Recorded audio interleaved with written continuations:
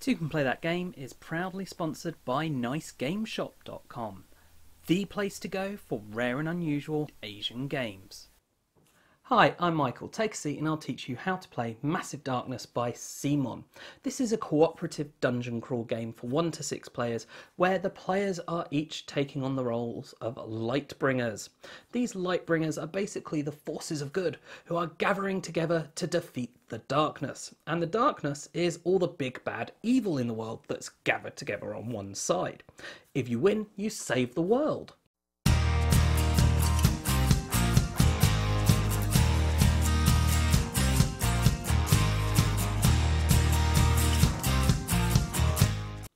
So, the first thing you want to do when setting up this game is pick which quest you're going to play.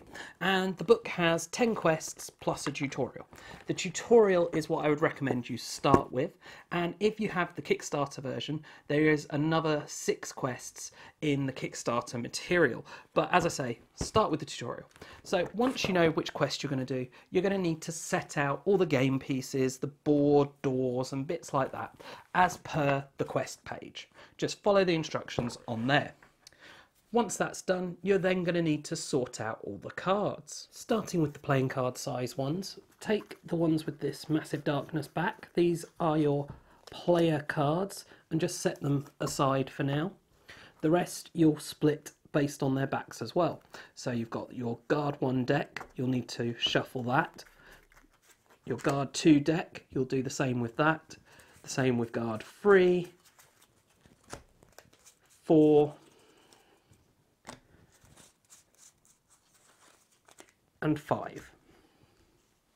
The final 2 decks of regular playing size cards are going to be your roaming monsters. You've got to separate these and shuffle them as lesser monster and greater monster. Then with the small cards, again, separate them into their different decks based on the backs. You'll put aside the starting equipment and the artifacts decks. You'll shuffle the treasure decks individually, and you'll shuffle the door and event decks. Then take the hero cards that you set aside earlier and have each player pick one of these to be their character in the game. Now, it doesn't matter how many players you've got, each person still only takes one of these. You could optionally take multiple if you wanted, however the game is designed that you do only take one. This is then placed here in their dashboard. The player will then take 3 pegs of a colour and the corresponding base colour. The pegs they'll place in the 0 spaces of the micro XP and XP track. The micro XP track is only used for story mode. They'll then also place one on the 5 of the health track here. If they have any bonuses to health from anything, they could go to 6 or 7.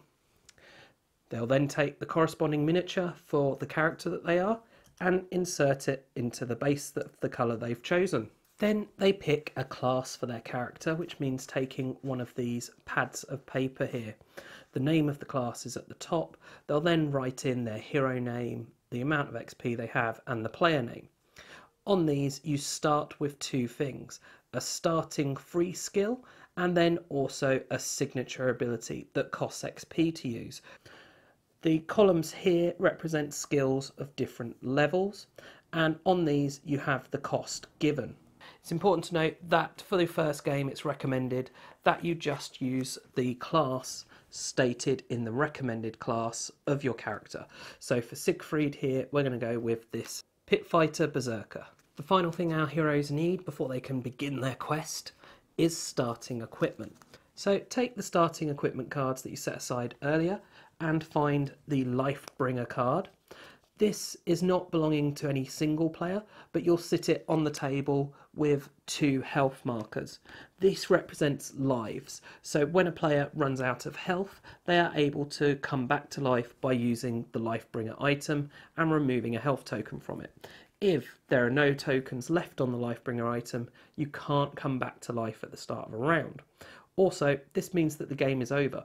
In this game, there is no player elimination. All players must finish the quest or the quest is lost. Then give each player a leather armour. Armour will go in this space here when it's equipped, and it will give you bonuses to defence as stated. So whenever you have a coloured number in one of these spaces, that represents a die that it gives you. So in this case, they would roll a blue dice every time they roll defence. They then also pick one weapon. The weapon they pick is up to them. This isn't randomised in any way, shape or form. So Siegfried here likes hammers, but there are no hammers. So I think the sensible thing is to either give him a mace, which is a one-handed weapon, or to give him this two-handed axe here, because that gives a red attack dice, which is better than the yellow attack dice. However, this reduces the defender's defence. I think what we'll do is go for the mace, because it's one-handed and we'll then be able to pick up more items in the game. Finally, place the hero miniatures on the starting space here, represented by this token, and then give one of the players the first player token, and you're ready to begin. The aim of the game will depend on the quest you're doing, and this will be stated in the quest objectives. So in this case, we first have to pick up the key and then escape through the exit. There will also be potentially special rules. For example, here, to pick up the key, you have to pick up the library token, which is shown here. There are two ways to lose a game in this, and that is firstly to not be able to complete the quest anymore. In this case, that won't be an option. However, you can also fail if anyone dies and you're unable to bring them back using the life bringer. The game is made up of rounds consisting of 5 phases, and the back of the rulebook here does give each of these. You'll start with your players phase, where your players and heroes will take their actions. You then have the enemies phase, where they get to attack you, followed by an experience phase, where you're able to spend experience on your class skills here, and then an event phase, followed finally by the end phase. So let's start by looking at the player's phase and the options of what a player can do. We'll start with the first player who has this token, and they will perform free actions. Once they've done their free actions, any enemies they attacked who are not dead will get a chance to counter-attack before it's then the next player's turn, who will do their actions and so forth until all players have taken their actions, and then it moves on to the next phase. The choice of actions that a player can do is they can move. For each action they use for moving, they gain 2 movement points. Movement points can be spent to simply move to an adjacent section of the board, which is highlighted by the lines. You can see each board here is made up of 9 sections. You can't move through the walls. The artwork makes it very clear where those walls are. You also can't move diagonally. Only orthogonal movement is allowed. If you're in a space containing tokens, you're able to use 1 point of movement to pick up all the tokens there. That would include quest tokens or these treasure tokens here, and you'd pick them all up and resolve them all. But we're not there. The other option is we can open a door using 1 point. So we've used one of our 2 points from our first action to move to here. Our second point will open this door. So we flip the token so it shows that the door is now open. Because we have not actually been in this chamber yet, all the doors to it have been closed, we will reveal an open door card. If we had already done this and opened this chamber and we were saying open this door, because we've already been in this chamber, we would not reveal a new card. So you'll simply flip over the first card and this will tell you how to populate that room. If at any point you need to flip over a door card and there are none in the deck, you'll simply shuffle the discard pile to be your new deck. Each of these cards has 3 segments that tell you how to populate. Firstly, it tells you what enemies are there, and secondly, what treasure. The 3 segments represent the 3 sections or 3 spaces of that room, starting with 1 being the one closest to the open door. So in this case, we'd put 3 treasure tokens there, 2 treasure tokens there, and 2 treasure tokens on the 3rd space. And we'll be spawning a guard card for space 1 and space 3. The level of the guard that you spawn is determined by the quest's current level. So at the moment we're on tile 1, so the quest's current level is 1. If we had reached the 2nd tile, we would instead flip this over to its dark side and flip the 2 up to its lit side, and we would now be on level 2. But as we're on level 1, we'll simply draw the top card from the guard level 1 deck. You'll reveal what this card is, and this card will tell you the type of enemy it is, which will either be a mob or an agent. So here we have an example of a mob, and then for our third space we have an example of an agent. So these are very similar. Here you have the health of the creatures. For a mob it will always be a fixed number, in this case they have 1 health each. And for an agent it will be dependent on the number of players. So here it's 2 times the number of players, so it would be 2 for a 1-player game, 4 for a 2-player game. There's another bit of information on the mob cards here, which is how many of the minions there are. So in this case it's 1 times the number of players, so there'd be 2 minions in a 2-player game. The other information on here is abilities that they have, followed by the stats for their attack and defense. So we'll now get the miniatures out for these and place them in the corresponding spaces. So here we have the Dwarf Defender boss and 1 Dwarf Defender minion, because we've got just the 1 hero. And here we have the Goblin Agent, who will go on this space. The next part of spawning a creature revolves around guardians, which are agents, bosses, or roaming monsters. So a guardian gets a piece of equipment to go with them, again corresponding to the level of the quest. So you take the treasure deck for that level and you reveal a card. So in this case the Dwarf Defender boss is carrying a lesser healing potion. As it's consumable, that will have no effect to the gameplay, but it does mean that if you kill the boss, you will gain that card. The Goblin Agent has a great sword. This will go under his character and means that he has the abilities of that sword. So for example, on his attack, he'll get 2 yellow and a red dice, and he gets this attack ability as well. If it was an item where he did not already have dice in that category, such as this bow here, javelin here, then he would not gain any benefit. So he does not gain a ranged attack because he has no ranged attack dice normally. But let's say he has the sword. We can then get rid of our door card. We have resolved that spawn. The player now will continue with their action. So they'd actually quite like to attack the enemies here. However, because Siegfried only has a mace, and a mace is a melee weapon, it has a range of 0, meaning he can only attack things in his own space, so he'll have to move to be able to use that. If he had a ranged weapon, he could attack anyone in spaces adjacent to him or further away, so it's a 1+ range. You cannot attack someone in your own space with that. With a magic item, if he had magic attack here, then the range would be between 0 and 2, so he could attack people in his own space or up to 2 away. And then of course you have defense. So he'll use another point to move. Now he'd quite like to pick up the treasure here, however you can't do a pickup action when there are figures in the square. Also he wouldn't be able to now move away with his second point of movement because you cannot leave a space with enemies in it either. So that second point of movement gets lost. He now has 1 action remaining, which he will use to attack.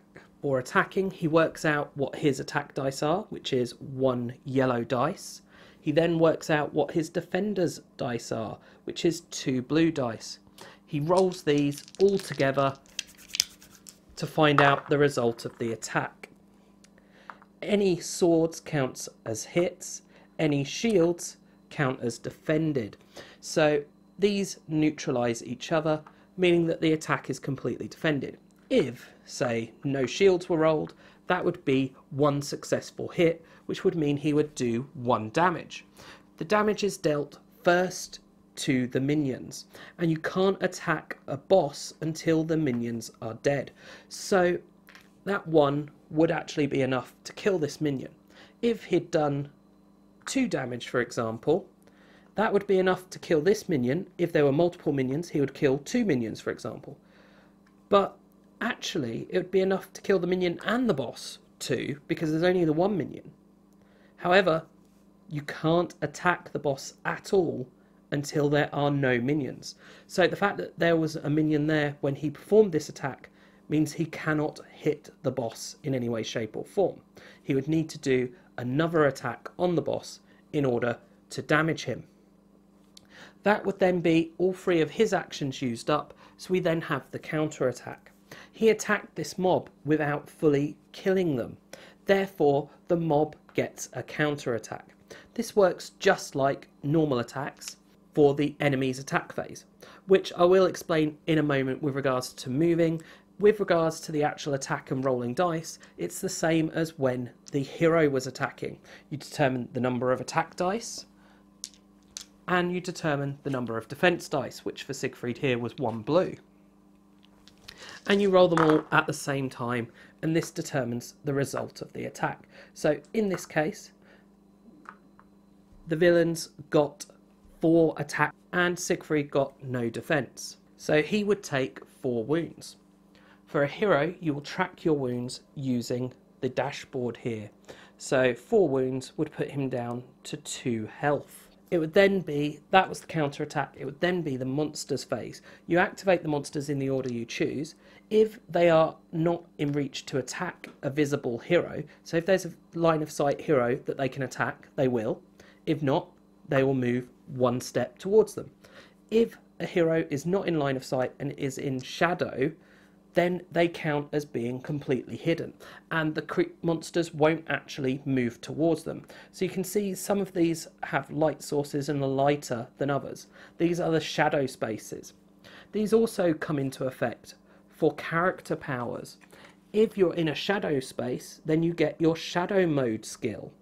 So the agent moves, he still can't attack, therefore he will move again. That's then the end of it. It's try and attack, move, try and attack, move. If after that second move they could attack, they still don't. This boss here of the Dwarven Defender would then attack again. And I actually rolled the wrong dice for the Dwarven Defender's attack last time. It should have only actually been 1 yellow and 1 blue, which we see is actually defended this time. I was looking at the wrong card. If there are no heroes for them to move towards, they'll move towards the starting space. If they've already reached the starting space, they instead move towards the exit. That would then be the end of the enemy's phase. You'd then move on to the experience phase. But before we go on to that, let's go back to our hero's actions phase, because there's some actions we've not covered yet. First, some effects will stun a creature, causing them to be placed laid down. They then need to use one of their actions to get up. Another action you can do is reorganize and re-equip your equipment that you have. So when you pick up equipment, you'll be able to immediately equip it. Now, in a non-story game, the level of the equipment, it doesn't matter, you can always equip it. However, in story mode, you can only equip items that are of the level of the quest you're on. So you can use an action to change equipment outside of picking up items. If you have 3 pieces of equipment you don't want, then on your turn, as a free action, you can transmute them, which means that you discard those 3 items and instead draw an item of a level higher than the lowest level item. So in this case, they were all level 1, but if this was a level 2 and these were level 1s, you'd still only draw a level 2 item. And drawing that item, you've gained an item, you can immediately equip it if you want. The final thing you can do relates to your character and your class. So each class has a signature ability that they are able to perform. This is again a free action that they can do, and it costs 1 XP to use. So you have to have experience there in order to use it. But I haven't yet explained how you gain experience. So whenever you kill a minion, you'll gain 1 experience. So Siegfried actually gained 1 experience. If we were in story mode, he would gain a micro experience. If you're not in story mode, you'd gain a normal experience. In story mode, whenever you reach 5 micro, you gain 1 normal experience.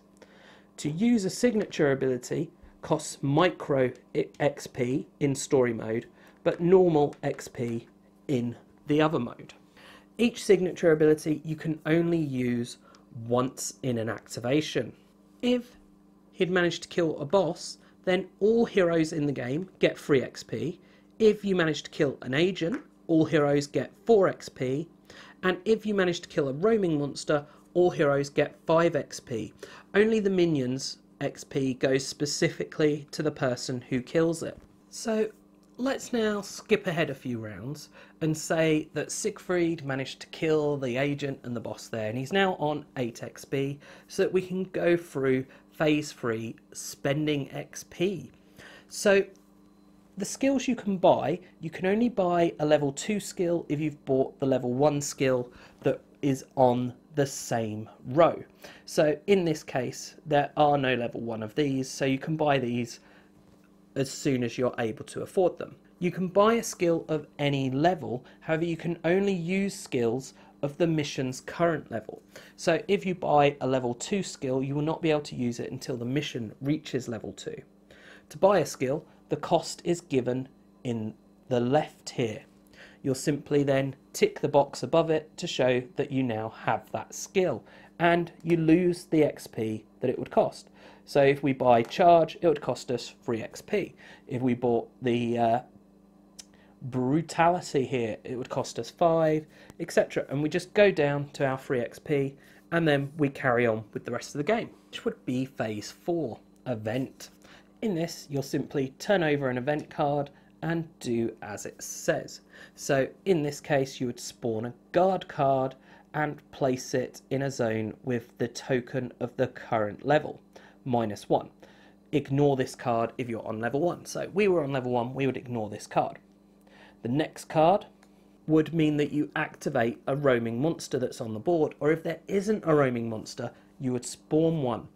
This spawning works the same as spawning guards. If you're on level 1 to 3, you'll spawn a lesser roaming monster. You simply, again, turn over the card. As it's a roaming monster, it is a guardian, so it will get a piece of equipment, and then you place it where the event card says to place it. The roaming monsters are the hardest monsters in the game. In the end phase, you'll simply pass your first player token to the player to the left, and they'll begin the next round. There may also, for certain quests, be effects that will activate at this time. And that is how you play Massive Darkness by CMON. I do hope you've enjoyed this video and found it useful. If you have, please do check out the rest of the videos on the channel, as well as subscribing and sharing. And as always, thanks for watching, and bye for now.